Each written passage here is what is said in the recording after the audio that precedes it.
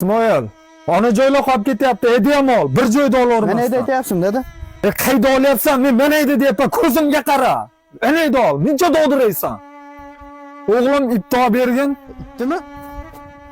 Muncha dovdiraysan, ko'zingda oldida narsan topolmayapsan. Ana.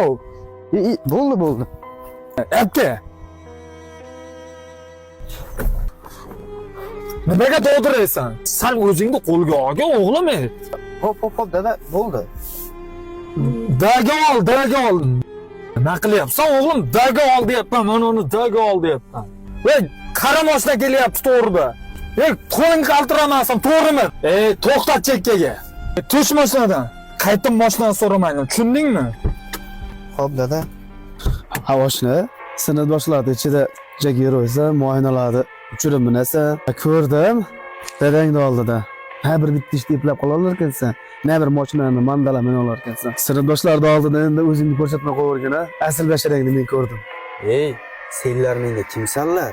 Senlar meni oddiy o'rtog'imsanlar xolos. Sen aytayotgan odam meni o'rtog'im emas, otam bo'ladi. Senlar uchun ota oddiy inson bo'lishi mumkin, lekin men uchun oddiy inson emas. Uni o'zi tugul, nomini eshitsam haybatidan qo'llarim qaltiraydi. O'zimni yo'qotib qo'yaman, chunki men otamni qattiq hurmat qilaman. Sen otani qanday hurmatga ega insonligini bilganingda edi. Hozir men ustimdan kulib emas, balki yana ham hurmat qilib gapirayotgan bo'lardim.